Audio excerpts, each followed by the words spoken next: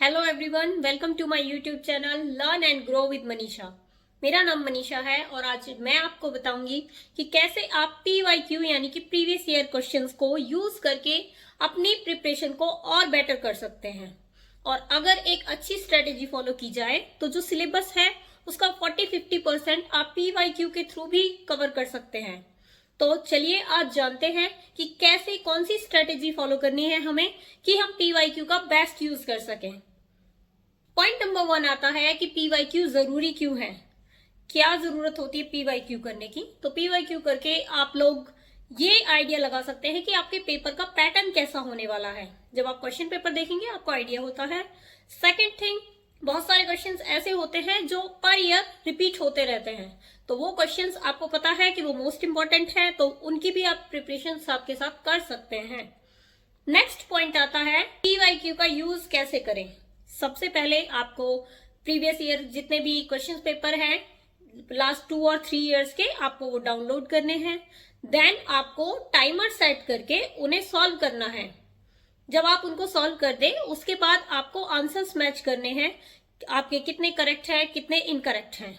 जो आपके इनकरेक्ट है उनको वहीं के वहीं मार्क करें, फिर उनको समझे, साथ के साथ पीछे के लिए नहीं छोड़ना है, साथ के साथ समझना है कि इनमें हमारी कहां पर क्या मिस्टेक रही है, किस वजह से हमारा ये क्वेश्चन गलत है। और अगर आपको कोई क्वेश्चन बिल्कुल भी नहीं आता है वो कंसेप्ट भी आपको साथ के साथ वहीं पर क्लियर करना है। मैक्सिमम बच्चे जो गलती करते हैं वो क्या होती है कि या तो PYQ उन्होंने लिए एंड साथ के साथ सॉल्व करे, उसके बाद उनका कोई जो आंसर होता है वो साथ के साथ चेक नहीं करके देखते हैं। अगर आपने आंसर भी देख लिए आप क्या करेंगे, सीधा का सीधा उसे लर्न कर लेते हैं। तो लर्न करने से काम नहीं चलने वाला, आपको रीजन समझना होगा सो दैट आपको वो लॉन्ग टर्म के लिए याद रहे कि इस वजह से मेरा ये क्वेश्चन यहाँ पर गलत हुआ था। जो क्वेश्चन आपका गलत आता है आप उसको साथ के साथ नोट्स में भी ऐड करें। बहुत सारे बच्चे सिर्फ रिविजन की, कोई गलत आया साथ के साथ लर्न कर लिया एंड डन। आपको उसका साथ के साथ नोट भी बनाना चाहिए कि फ्यूचर यूज में आप उसे ले सकें। पॉइंट नंबर 3 आता है कि PYQ कब और कितने करने चाहिए। तो इसका एक स्ट्रेटेजी आप बनाकर रखें।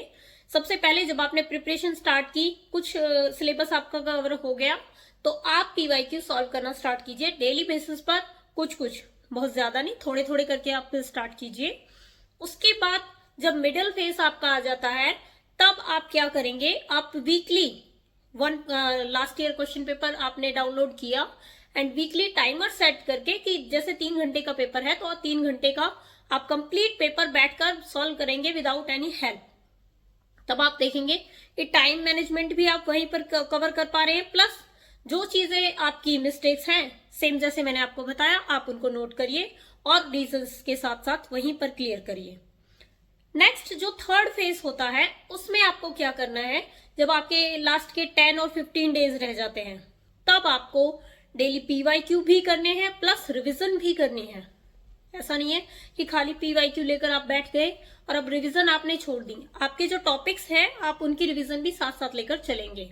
अब नेक्स्ट बात आती है कि PYQ कितने करने चाहिए। हमने ये तो देख लिया कि PYQ कब स्टार्ट करें, कैसे करें, बट कितने करने चाहिए कोई लिमिट होती है। अगर आप कर पा रहे हैं तो देयर इज नो लिमिट, ठीक है, फिर आप अपना मैक्सिमम कर सकते हैं। बट मैं यहाँ पर आपको मिनिमम बता रही हूँ कि अगर आप स्टार्टिंग से कर रहे हैं, आपके एग्जाम का अराउंड 1 मंथ बचा हुआ है, तो एटलीस्ट आपको 600 और 700 तक PYQ कर लेने चाहिए, आपके लिए बेस्ट रहेगा। अगर ऐसा है कि आपके एग्जाम में ओनली 20 डेज बाकी है तो आप कर सकते हैं अराउंड 400 और 500 इनफ। अगर आपके एग्जाम में ओनली 10 डेज बाकी हैं तो 10 डेज में आप कितने कवर कर सकते हैं, 250 से 300 बेस्ट है।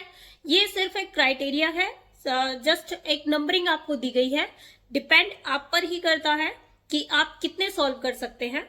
और सबसे लास्ट में बात आती है कि कौन सी ऐसी मिस्टेक्स हैं जो आपको अवॉइड करनी चाहिए। सबसे पहली बात है PYQ को ही आपको सिलेबस नहीं समझना है। आपको ये नहीं सोचना है कि स्टार्टिंग जब आपने करी अपनी प्रिपरेशन की तो आपने सोच लिया कि PYQ सॉल्व करके ज्यादा से ज्यादा क्या है, आप 5-10 साल के उठाकर क्वेश्चन पेपर ले लेंगे और आप उनको सॉल्व कर लेंगे और आपका सिलेबस डन। ऐसा बिल्कुल भी नहीं है। सिलेबस आपको अलग से ही पढ़ना है और कंसिस्टेंसी के साथ पढ़ना है। PYQ जस्ट एक मिरर है, आपके जो पेपर आने वाला है उसका पूरा सिलेबस वो नहीं है, और ना ही उसमें पूरा सिलेबस कवर होता है।